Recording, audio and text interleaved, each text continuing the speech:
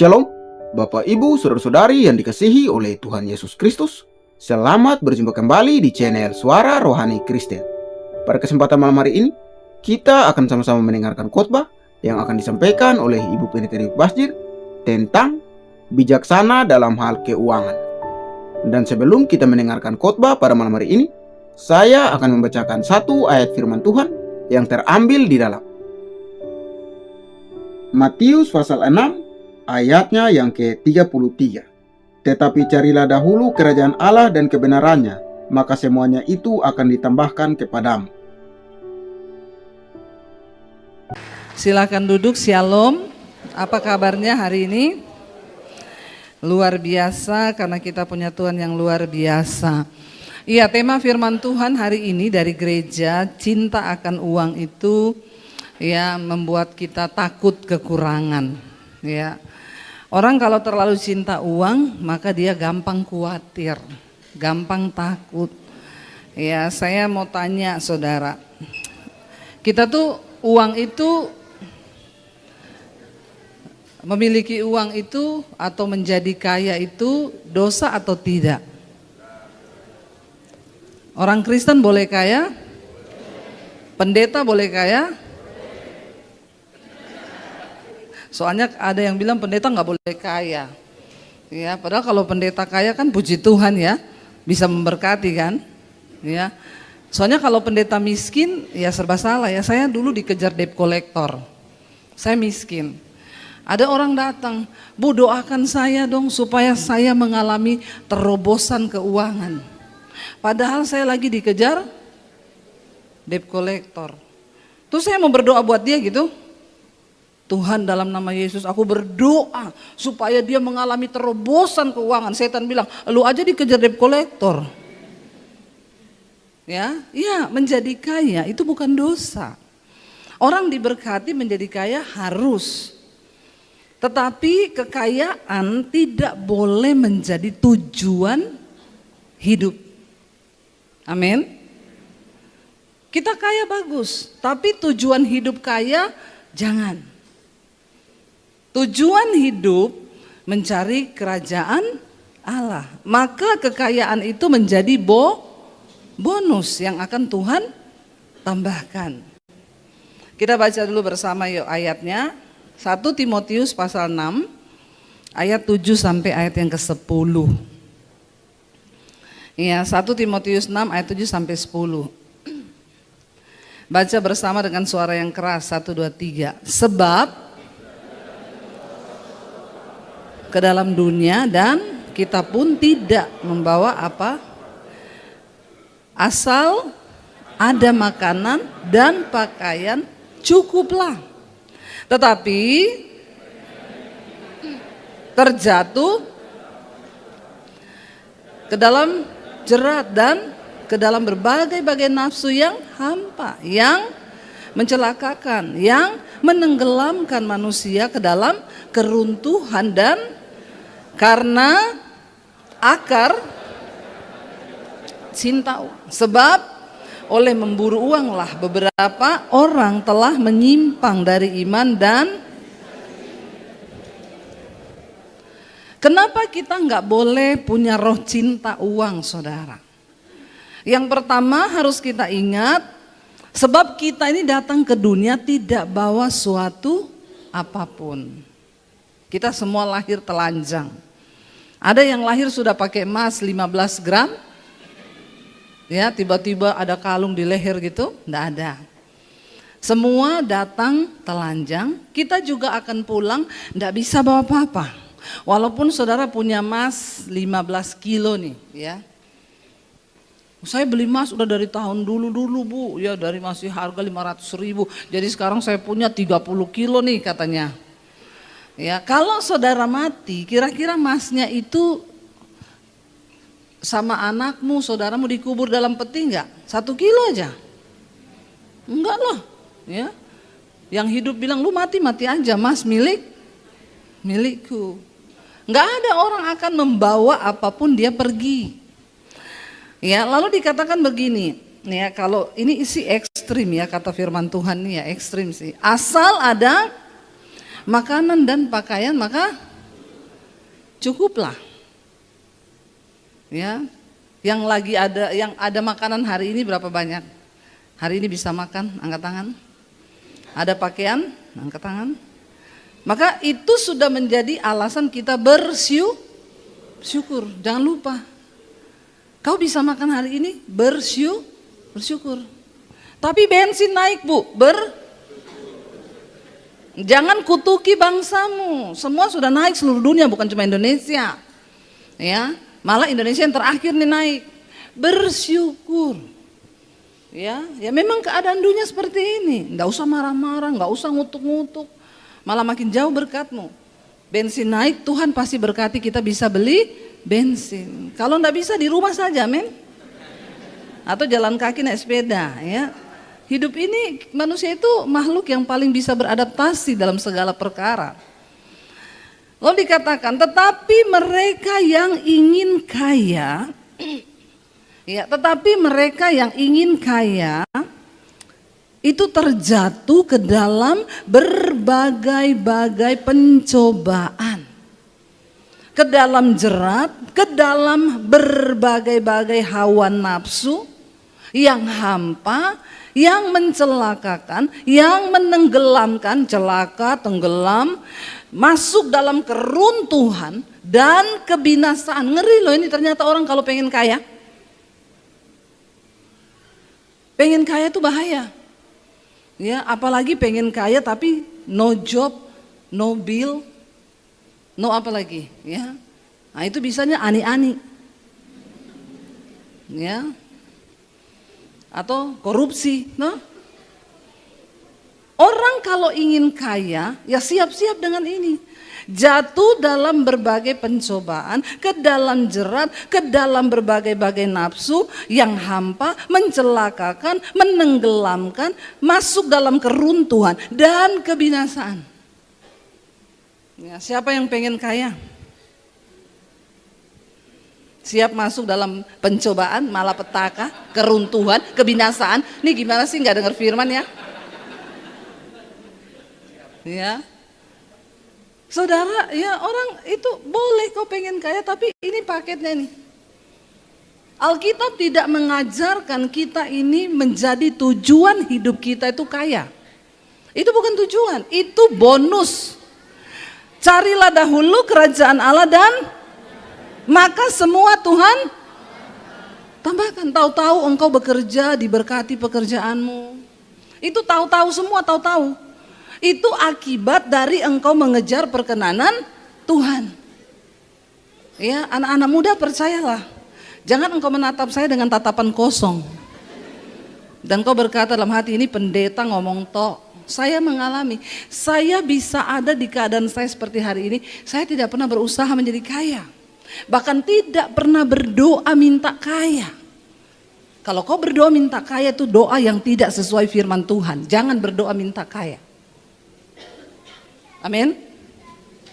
Karena anak-anak muda sekarang banyak dengar-dengar motivator kan di Instagram, ya di mana, ya. Ingin cepat menjadi kaya, lakukan 3 hal.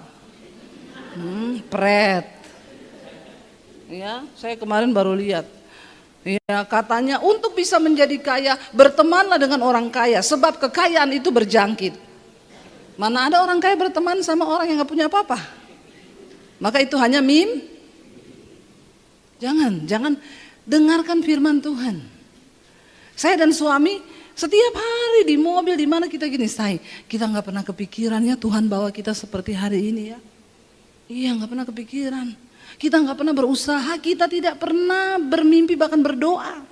Kita hanya melakukan sehari demi sehari mengejar perkenanan Tuhan, mengejar apa yang berkenan, tiba-tiba sampai.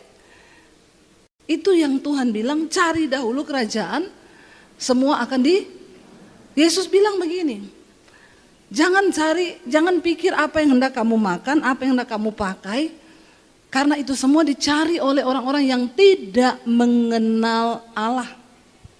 Tapi Bapamu yang di surga tahu engkau memerlukan semua itu, karena itu carilah kerajaan Allah dan kebenaran, maka itu semua itu bonus yang tidak perlu kau cari, itu hadiah dari Tuhan. Tahu-tahu kau sebagai seorang sales, kau hidup takut Tuhan, kau hidup dalam kekudusan, tiba-tiba ada orang telepon, cariin gua rumah dong, gua butuh 5 nih. Amin. Mukanya nggak percaya. Amin, di firman Tuhan aja susah. Iya, kita harus melatih diri supaya tidak cinta uang. Mungkin saudara tanya, Bu, orang cinta uang ciri-cirinya seperti apa? Satu aja cirinya orang cinta uang, pelit.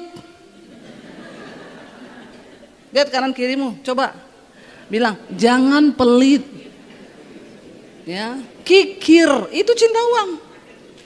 Ya, orang kikir itu cinta uang pasti 100.000%.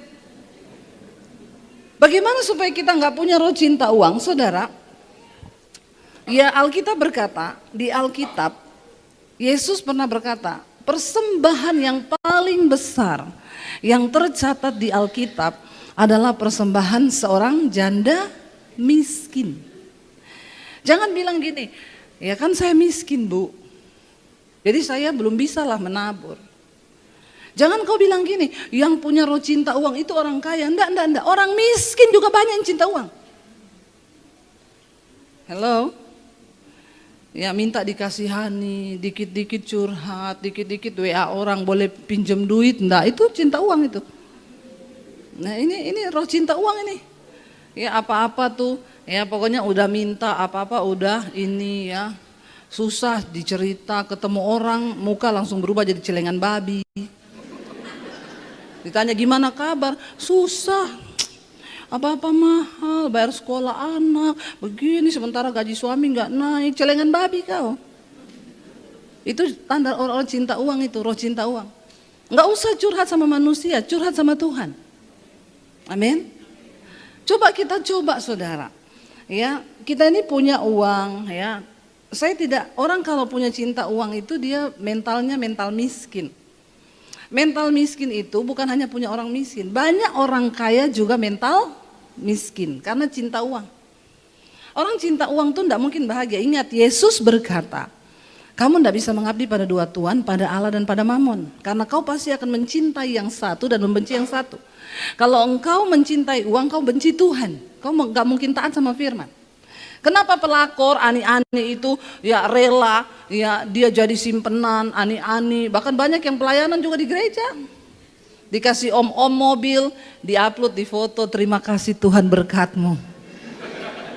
Padahal berkat dari om. Ya, sudah sulit membedakan mana setan mana malaikat sekarang.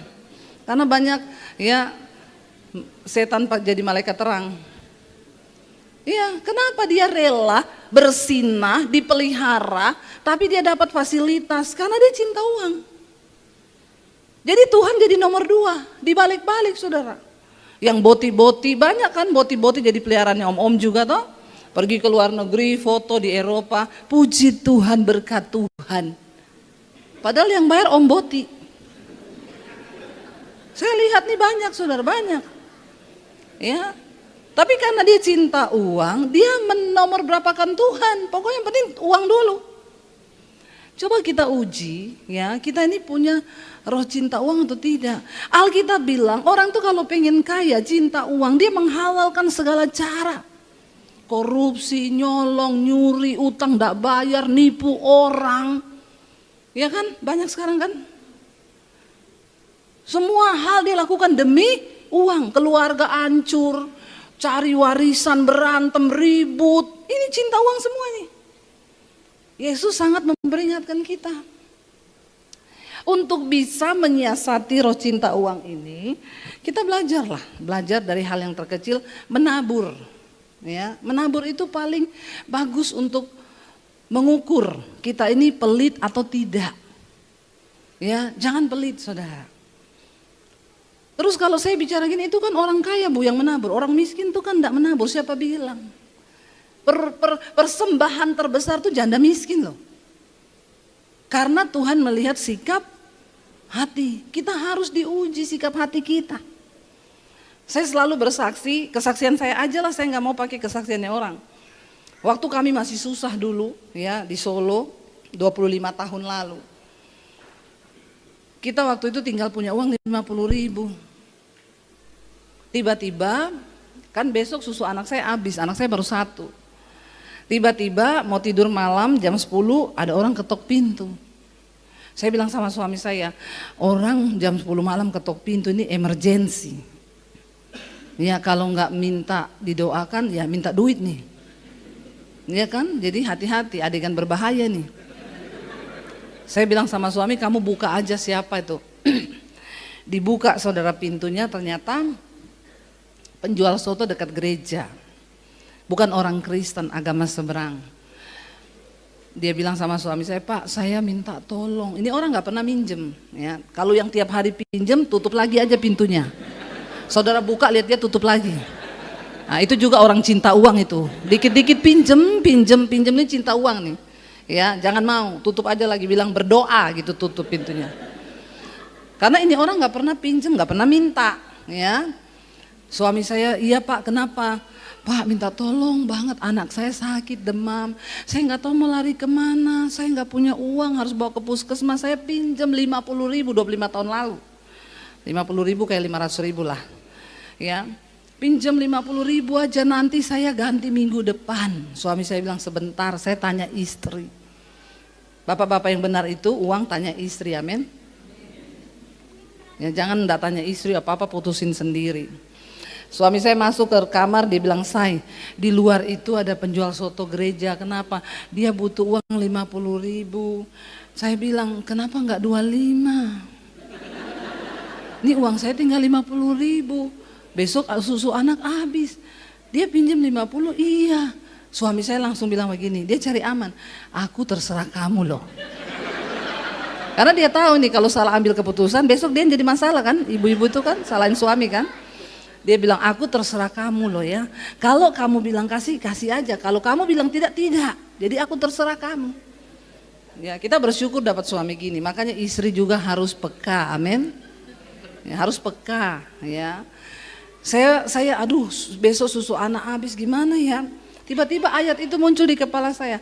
Kesusahan sehari cukup untuk sehari, besok ada kesusahannya sendiri. Anakmu itu besok habis susu ndak mati. Tapi ini demam, kalau nggak ditolong bisa mati. Saya bilang sama suami, kasih aja deh. Terus besok kesusahan sehari cukup untuk sehari. Ya, tapi ini tidak berlaku, saudara terima gaji, terus saudara pergi ke mall, terus saudara belanja, terus saudara bilang kesusahan sehari cukup untuk, itu goblok. Terus habis itu kau habis duit, kau pinjam-pinjam lagi sama mertua, itu kau hamba uang, hamba syaitan. Bertobat, pakai uang dengan bijak, amin. Lalu suami saya bilang, berarti kasih nih, kasih saya. Dikasih Pak ini, saya ganti minggu depan. Tidak usah diganti. Kalau saudara memberi sama orang sesuai kerelaan hatimu. Kalau kau tidak rela, tidak usah pinjam. Amin. Dengar baik-baik ya. Kalau kau sudah memberi, jangan harap ganti. Karena banyak orang Kristen akhirnya hidupnya berdosa. Karena nunggu-nunggu diganti. Ya, enggak diganti sampai akhir tahun bikin status. Selamat tahun baru menyongsong, utang lama belum dibayar. Nah, itu saya banyak baca status begitu tuh. Ya, makanya kalau kau tidak rela jangan kasih orang. Kau tidak dapat upah, malah dapat kutuk. Enggak usah. Pak tidak usah ganti. Nanti Pak saya ada duit. Enggak usah ganti. Bapak pulang, semoga anaknya cepat sembuh. Besok saya gigit jari. Toh, uang enggak ada. Suami saya bilang, saya malam ini aku pelayanan loh. Besoknya kan dia main keyboard di persekutuan pengusaha-pengusaha. Saya bilang, daripada saya di rumah bete nggak ada duit, saya ikut boleh nggak? Lumayan kan? Dapat berkat rohani, numpang makan gratis, berkat jasmani. Toh? Kita udah nggak usah mikir makan apa lagi toh malam ini toh. Ya udahlah, ayo pergi. Anak saya titipin mertua karena rumahnya dekat. Bu titip saya mau temani suami pelayanan. Oh iya. Masuk saudara. Begitu duduk saya, ada bapak-bapak pengusaha kaya di Solo ini. Masuklah dia. Waktu saya lihat bapak ini kan saya tahu dia orang kaya ya. Langsung di hati ada suara gini, nanti bapak itu akan kasih kamu berkat. Saya langsung cek diri nih. Dasar mata duitan. Kita harus menengking diri sendiri loh. Ya, jangan berharap pada manusia. Kita harus tengking, saya bilang, dasar mata duitan ya. Gara-gara dompet kosong, lihat orang kaya langsung kepengen diisi, bertobat. Tapi sepanjang ibadah, suara itu ngomong terus. Nanti dia akan memberkati. Lalu saya bilang ini, Tuhan, kalau ini suaramu pasti terjadi, saya gak mau mikir. Tapi kalau ini dari setan, penyahlah engkau dalam nama Tuhan Yesus. Sudah kan? Tapi saya gak deket-deketi Bapak itu, Pak, Tuhan bilang. Di hati saya. Bapak tatap mata saya. Nah itu syaiton juga kau. Jangan percaya kalau ada hamba Tuhan begitu, itu bukan hamba Tuhan, hamba setan itu. Ya. Saya ya diam aja biasa makan. Bapak itu ya ketemu tapi nggak ngapa-ngapa. Begitu selesai ibadah semua pulang, suami saya beres-beres keyboard. Ya kita mau turun saudara. Dia bilang, sini apa kabar kalian berdua, lama ya saya nggak ketemu. Kalian itu loh nggak pernah telepon saya, nggak pernah apa ke, bilang ada butuh apa ke. Oh enggak Pak, kita kan punya Tuhan. Saya dan suami dari dulu kami susah, tapi pantang buat kami pinjam uang. Hamba Tuhan tidak boleh pinjam uang. Waktu engkau pinjam uang, gugur imanmu. Berarti kau tidak punya Tuhan. Amin. Ya, orang Kristen jangan kau suka-suka pinjam uang terus. Kau pinjam uang tuh kau nggak punya iman loh. Ya, apalagi sama keluarga, sama teman gereja, akhirnya rusak persahabatan. Begitu ditagih dia bilang, Yesus sudah bayar utangku. Saya baptis ulang, saya rendam 20 menit, orang-orang begini nih. Ya. Lalu saudara selesai dia bilang, kamu tuh lo gak pernah kabari, gak pernah apa, gak pernah SMS saya. Ya hamba-hamba Tuhan lain banyak lo yang minta tolong sama saya. Enggak Pak, kita punya Tuhan. Oke saya mau, boleh gak saya berdoa buat kalian? Oh puji Tuhan, boleh banget Pak. Kita didoakan dalam hati saya, berkatnya doa. Bukan doi, tapi doa. Ya doa juga berkat enggak? Berkat. Jangan selalu mengidentifikasi berkat itu duit, doi. Habis doa selesai dia bilang gini, tunggu. Yang mana ya? Kamu enggak tahu ya kenapa Tuhan itu, kamu ada pergumulan apa? Enggak ada Pak. Tuhan suruh saya kasih loh semua duit saya yang ada di dompet malam ini. Oh iya ya Pak, iya. Dia ambil dompetnya, dia buka. Saya ingat hari itu dia bilang, nih saya bawa uang cash 750.000. Itu zaman dulu tuh udah kayak 7,5 juta saudara. 750.000 dan ini Tuhan suruh saya kasih semua sama kamu loh. Saya tanya lah, terus Bapak pulang gimana Pak? Saya pinjemin 50.000 apa gimana? Masih baik tuh saya toh. Baik loh saya ini. Ya. Nggak usah, saya kan ada sopir di bawah. Oh iya maaf ya, kan kita naik motor kan. Lupa saya Bapak punya sopir. Udah nggak usah, ini ya, terima ya. Terima kasih sama Tuhan ya, ini Tuhan loh yang suruh. Iya Pak, terima kasih banyak Pak, Tuhan memberkati ya Pak. Lagi turun tangga, dia tanya, tunggu ini memang ya. Kenapa? Punya nomor BCA enggak? Punya, berapa? Enggak hafal. Nomor itu harus dihafal. Emergency call itu. Karena orang bisa berubah loh. Kalau sekarang saya hafal 785 034 0547. Dulu saya enggak hafal. Jadi saya bilang, Pak saya enggak hafal Pak. Oh besok jam 8 ya. Besok jam 8 tolong kirim nomor rekeningnya ke saya. Oh iya oke Pak. Ya Tuhan tuh suruh saya berkati kalian. Saudara jam 8 dia bilang. Tolong kalau orang minta nomor rekening jam 8, kirimlah nomor itu jam 8 lebih 5. Ya, orang Kristen ya. Dengar ya. Jam 8 lebih 5 saja. Jangan jam 7 kau sudah kirim. Jam 8 kurang 5 kau tanya, sudah transfer belum ya? Mata duitan kau. Ya, ada orang-orang model begini nih, ya. Saya ini tiap bulan memberkati banyak hamba-hamba Tuhan saudara. Ya, itu biasanya saya stop transferannya kalau ada. Yang baru tanggal 31, saya kan transfernya tanggal 1 toh. 31, Shalom Bu mengingatkan ya. Jangan lupa ditransfer. Jadi saya gini, aku ada utang atau bagaimana ya? Ini pendetanya kayak debt collector loh. Tanggal 31 mengingatkan, harusnya kan tunggu aja, amin. Berdoa, kalaupun telat tanggal 2 enggak usah di WA. Berharap sama Tuhan. Saya kirim 8/5, Pak, nomor rekening saya. Terus sudah jangan tanya lagi apa-apa, diem aja doa. Saya diem terus, ya sambil deg-degan sih. Tapi kan enggak usah ngomong kan. Akhirnya jam 12 dia WA, Bu, bisa datang ke BCA Pusat enggak? Oh iya, sama suami datang, ada yang mau saya sampaikan. Kami datang. Bu, ini Tuhan loh yang suruh. Saya enggak tahu ya, Tuhan tuh sayang sama bapak sama ibu. Ini ada uang 10 juta. Kok enggak wow ya? Wow. 10 juta. Tuhan suruh saya berkati bapak ibu. Terima kasih sama Tuhan, jangan sama saya ya. Tuhan itu ajaib loh, saya baru kali ini loh kayak gini. Oh iya Pak, terima kasih Tuhan, terima kasih juga Bapak. Kita pulang saudara. Saya bilang sama suami gini, kita tuh diuji loh. Kalau kemarin orang itu datang pinjam uang kita 50, kita enggak kasih. Mungkin kita enggak lihat mujizat hari ini loh. Tuhan tuh melihat hati kita loh. Kenapa banyak orang Kristen tidak diberkati? Karena sikap hatimu terhadap uang itu sudah salah. Ya. Kadang-kadang kita punya roh cinta uang. Sampai kita nih udah gak berani menabur, takut karena kalau saya kasih saya kurang ini. Ya, tapi bukan berarti nanti pulang dari sini saudara, ada gak yang mau pinjam 50.000, 50.000. Nah, itu namanya kau main judi dengan Tuhan. Hukum Tuhan itu tabur tuai itu benar. Dan Tuhan melihat sikap hati.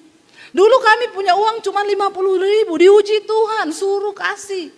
Naik begitu kami mulai diberkati. Berapa waktu yang lalu tiba-tiba nih, saya disuruh Tuhan beliin mobil buat Pak Gembala di Semarang. Jadi ceritanya saya itu kalau pelayanan di Semarang, Bapak Gembala itu jemput kita, pernah dia jemput pakai mobil gereja, mobil yang besar sekali itu loh. Itu aja mogok-mogok saudara. Ya, dalam hati saya gini, ini Pak Gembala jemput kita pakai mobil begini nih ya, ngerti gitu kita bawa mobil sendiri nih. Tapi ya sudahlah kita cuma dijemput dah. Ya, Pak enggak ada mobil lain tuh, ada mobil saya satu juga udah mogok-mogok dan kadang dipakai anak Bu. Jadi saya kadang pakai, maaf ya Bu Dewi saya jemput ibu pakai mobil ini ya, enggak apa-apa Pak. Pulanglah saudara, berapa bulan kemudian, hampir 1 tahun lah, tiba-tiba Tuhan tuh ngomong di hati saya. Karena saya tahu Bapak Gembala itu belum punya mobil terus. Tuhan bilang gini, kamu beliin Pak Gembalanya itu mobil. Sama kayak yang punyanya wakilnya. Saya tahu wakilnya itu mobilnya ini. Saya cek di Google harga mobil itu 425 juta. Langsung saya tengking, dalam nama Yesus setan ini bicara. Saudara 425 dan saya ini kan bukan pengusaha ya. Saya ini kan kalau pengusaha punya uang di rekening 20 miliar, 40 miliar ya kecil lah. Itu aja banyak yang gak ngasih kok. Jadi saya bilang enggak Tuhan, saya simpen suara itu saudara berbulan-bulan tapi makin kesini tuh makin enggak sejahtera. Akhirnya saya bilang gini, Tuhan, firman-Mu berkata istri itu tunduk pada suami. Saya akan bilang ke suami saya, kalau suami saya ACC berarti ini suara Tuhan. Saya tahu suami saya pasti tidak akan ACC. Karena suami saya ini bukan pelit tapi perhitungan. Beda ya pelit dan perhitungan ya.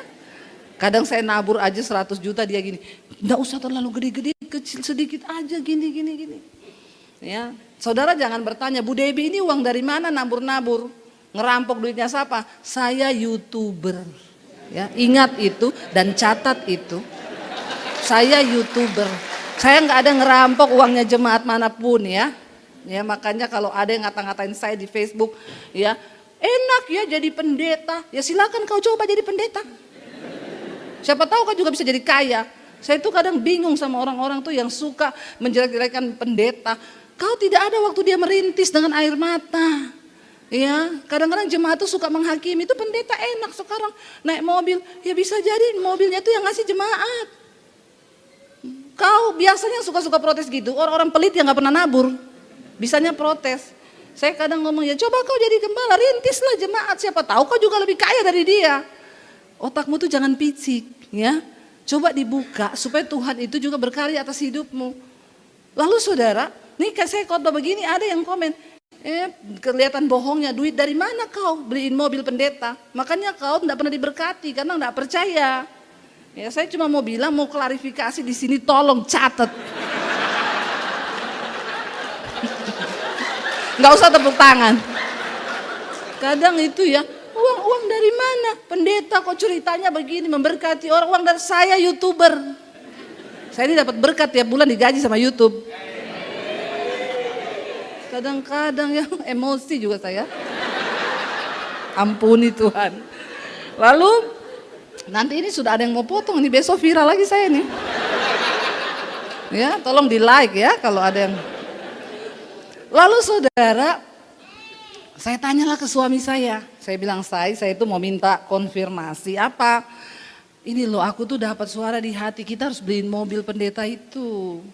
Tapi Tuhan bilang sama kayak wakil gembalanya, itu harganya 425 juta. Menurutmu gimana? Dia diam 1000 bahasa. Kenapa dia diam terus? Saya ngomong cepet, ini aku nih minta peneguhan loh. Tiba-tiba dia bilang gini, aku mau pengakuan dosa. Kenapa? 6 bulan yang lalu Tuhan sudah bilang itu sama saya. Tapi saya enggak mau juga karena mahal. Ya Allah, berarti karena kau tuli, makanya Tuhan itu kasih tahu sama saya. Jadi kita berdua berdoa di situ saudara. Karena 425 juta itu besar nggak? Beli cilok dapat satu negara makan itu saudara. Ya. Jadi kita berdua bergumul menata hati. Dulu 50 ribu lolos nih. Ya, dan tinggal itu lagi habis. Ini masih ada sisanya sih, kalau kita ngasih 450 juta adalah sisanya. Tapi kan aduh gede ya Tuhan. Kami bergumul, ini bener gak ya timbang. Ya bener lah, orang Tuhan udah bicara sama kamu, Tuhan bicara sama saya. Jangan Tuhan marah loh, kita ini gak bisa. Ini kan uangnya Tuhan, bukan uangnya kita. Ya udah oke ya kita. Waktu itu saya ada pelayanan seminar di Makassar. Jadi kita bilang nanti aja pulang seminar kan 3 hari. Baru kita telepon dealer di Semarang, suruh ambil mobil itu keluar kirim ke gereja itu. Sampai di Makassar saya ketemu sama satu pengusaha. Kita kan diundang pelayanan di tempatnya dia. Nah kami itu ada grup bersama dengan pendeta yang di Semarang itu sama pengusaha ini. Karena kami lagi makan kepiting ditraktir sama pengusahanya. Jelaskan lagi saya ini, kalau pendeta tuh makan enak itu ditraktir, ya puas. Karena banyak pengejek akhir zaman, nggak mau lihat pendeta seneng makan di restoran mewah, pendeta makan di restoran mewah. Jadi kita harus bikin keterangan ditraktir. Karena banyak orang Kristen tuh maunya pendeta itu menderita. Tapi kalau menderita, kau kutuki lagi, kau bilang itu pendeta dan diberkati Tuhan. Nah, jadi saudara, kita makan kepiting, kita foto, Pak kita kirim di grup ya, supaya pendetanya Semarang itu kepengen. Kita foto kepiting, Pak kita lagi makan kepiting di Makassar, ayo nyusul. Dia kirim foto sama istrinya di pinggir jalan. Dikirim di grup, kita semua kaget loh, kenapa nih pendeta di pinggir jalan? Pak kenapa di situ? Mobil kami mogok. Saya langsung bilang sama suami, ya ampun Tuhan kita ini berdosa loh. Wes saya pulang dari sini kalau perlu sekarang aja. Sekarang deh saya telepon itu dealer di Semarang ini. Terus pengusahanya bilang, kenapa Bu? Gini Pak kita itu disuruh Tuhan beliin mobil buat Pak Gembala itu. Tapi kita ini berdua ini 6 bulan tuli. Saya juga berbulan-bulan saya diemin aja. Ya kita ini berdosa. Pengusahanya bilang gini, terharu saya Bu Debi, masa pendeta beliin mobil pendeta? Harusnya pengusaha yang beliin mobil pendeta. Saya bilang pengusaha sekarang sudah tuli Pak semuanya. Jadi Tuhan gerakin saya pendeta YouTuber, enggak apa-apa lah Pak. Ya. Terus dia bilang jangan Jangan Bu, kalau gitu izinkan saya ya, saya separuh, ibu separuh. Wow, Tuhan itu ya saudara, padahal kan tadi kami rasa berat ya.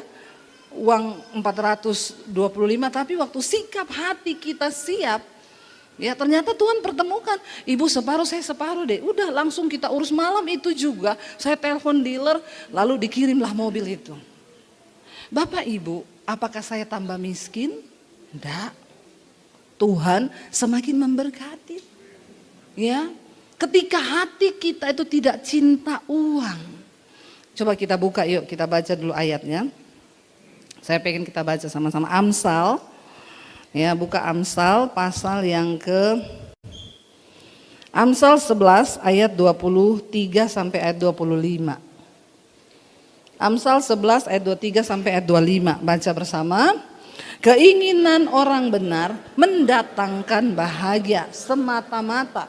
Harapan orang fasik mendatangkan murka. Garis bawahi keinginan orang benar. Ya, kalau engkau hidup benar mengejar kerajaan Allah, keinginan hatimu akan menjadi kebahagiaan semata-mata. Sebab Tuhan mendengar, menjawab keinginan hati orang benar.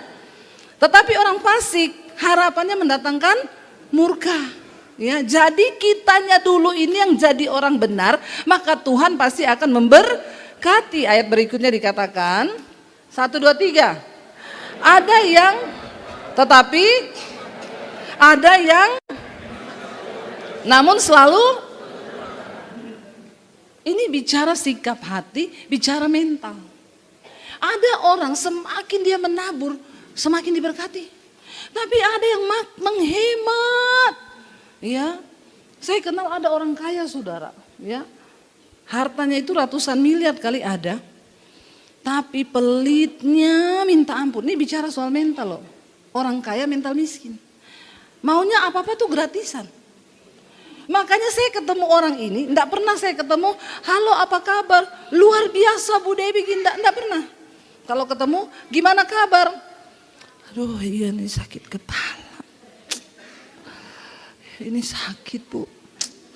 Kemarin habis periksa di Singapura, habis 250 juta.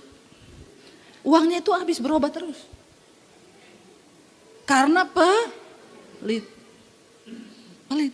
Ayat ini bilang, ya, ayat 25 bilang apa? Siapa banyak memberi berkat, diberi kelimpahan. Siapa memberi minum, ia sendiri akan. Siapa banyak memberi berkat, diberi kelimpahan. Yang namanya kelimpahan itu bukan cuma penuh, sampai tumpah. Ya, jangan engkau menormalisasi yang namanya pelit. Bilang kanan kirimu, dilarang pelit. Bilang ya, dilarang pelit. Ibu-ibu bilang sama suamimu, dilarang pelit. Karena kenapa? Orang pelit tidak masuk surga. Baca ayatnya. 1 Korintus pasal yang ke-6 ayat 9 sampai 10. 1 Korintus 6 ayat 9 sampai ayat yang ke-10. Yuk. 1 Korintus 6 ayat 9 sampai 10. 1, 2, 3. Atau tidak tahukah kamu tidak akan mendapat bagian dalam kerajaan Allah. Jangan sesat. Nih catat, orang cabul, penyembah berhala, orang bersinah, bansi atau boti, orang pemburit, pencuri, orang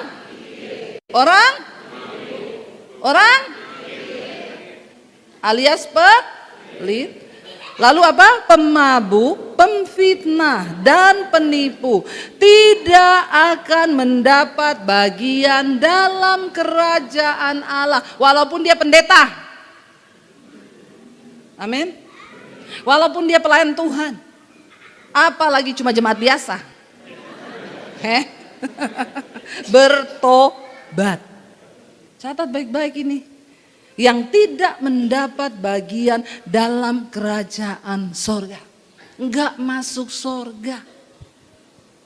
pemfitnah, ya dikatakan apa? Orang cabul, yang suka percabulan, penyembah berhala, ya, orang bersinah, banci, pemburit boti, lesbi, itu tidak dapat bagian dalam kerajaan sorga.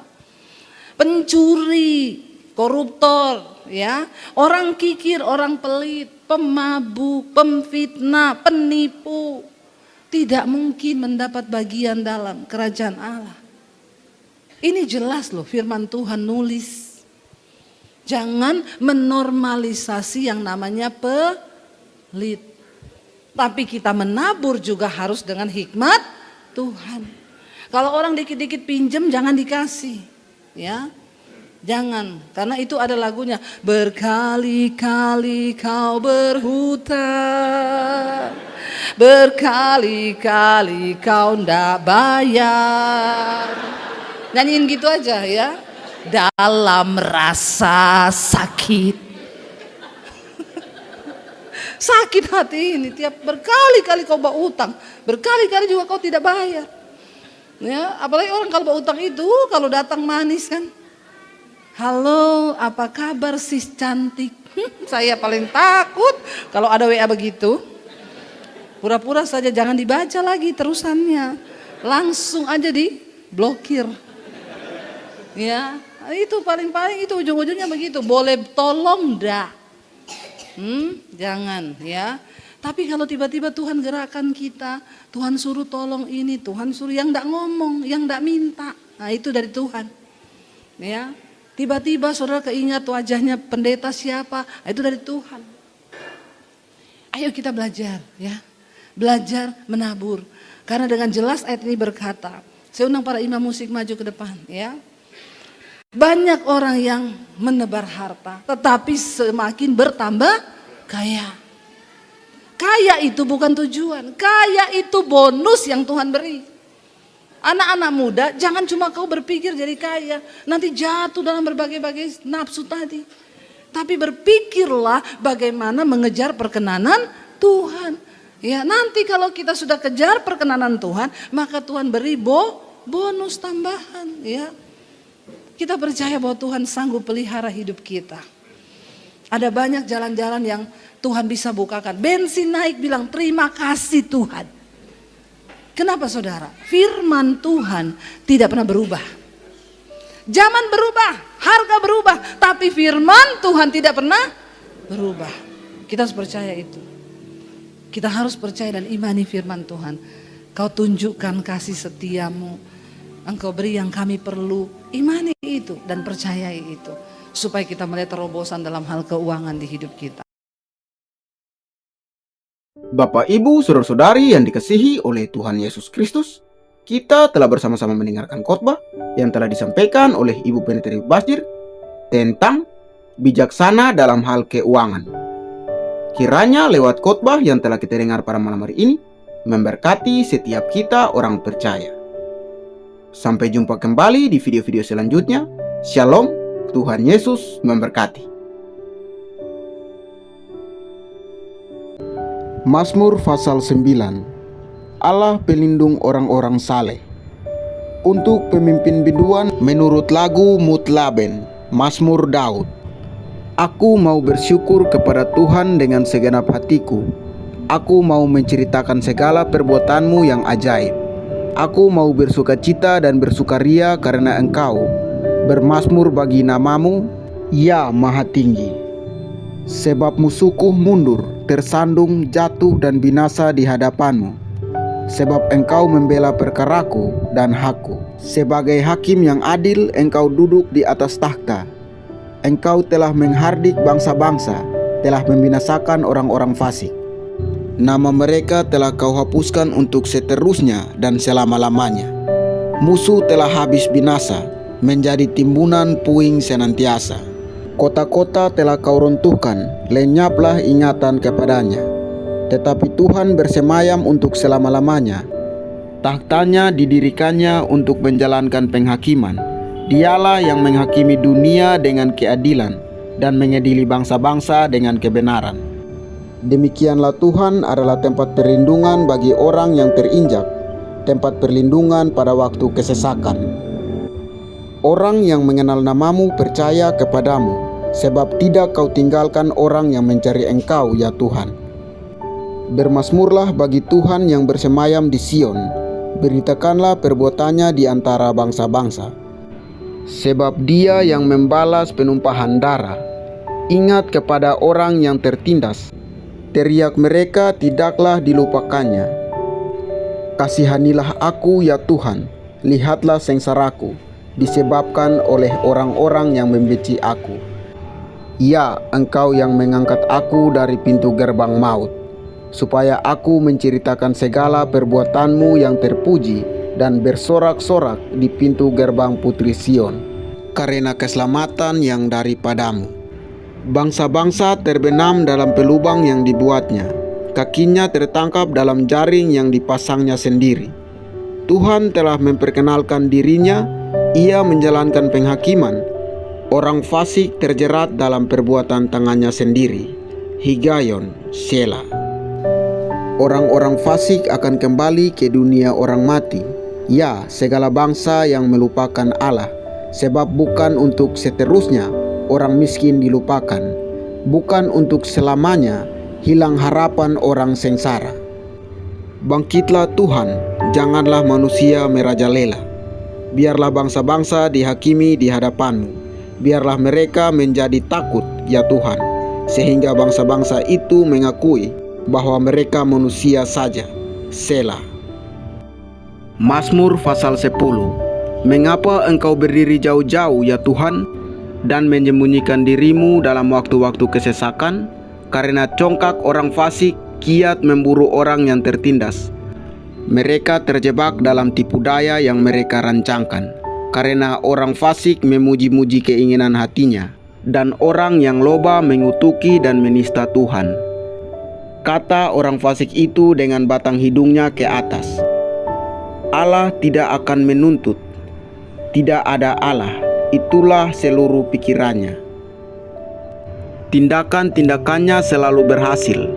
Hukum-hukummu tinggi sekali, jauh dari Dia. Ia menganggap remeh semua lawannya. Ia berkata dalam hatinya, aku takkan goyang. Aku tidak akan ditimpa malapetaka turun-temurun. Mulutnya penuh dengan sumpah serapah, dengan tipu dan penindasan. Di lidahnya ada kelaliman dan kejahatan. Ia duduk menghadang di gubuk-gubuk, di tempat yang tersembunyi. Ia membunuh orang yang tak bersalah, matanya mengintip orang yang lemah. Ia mengendap di tempat yang tersembunyi, seperti singa di dalam semak-semak. Ia mengendap untuk menangkap orang yang tertindas. Ia menangkap orang yang tertindas itu dengan menariknya ke dalam jaringnya. Ia membungkuk dan meniarap, lalu orang-orang lemah jatuh ke dalam cakarnya yang kuat. Ia berkata dalam hatinya, Allah melupakannya. Ia menyembunyikan wajahnya dan tidak akan melihatnya untuk seterusnya. Bangkitlah Tuhan, ya Allah, ulurkanlah tangan-Mu, janganlah lupakan orang-orang yang tertindas. Mengapa orang fasik menista Allah sambil berkata dalam hatinya, Engkau tidak menuntut? Engkau memang melihatnya, sebab Engkaulah yang melihat kesusahan dan sakit hati, supaya Engkau mengambilnya ke dalam tangan-Mu sendiri. Kepadamulah orang lemah menyerahkan diri, untuk anak yatim Engkau menjadi penolong. Patahkanlah lengan orang fasik dan orang jahat. Tuntutlah kefasikannya sampai Engkau tidak menemuinya lagi. Tuhan adalah Raja seterusnya dan selama-lamanya. Bangsa-bangsa lenyap dari tanahnya. Keinginan orang-orang yang tertindas telah Kau dengarkan, ya Tuhan. Engkau menguatkan hati mereka. Engkau memasang telinga-Mu untuk memberi keadilan kepada anak yatim dan orang yang terinjak, supaya tidak ada lagi seorang manusia di bumi yang berani menakut-nakuti.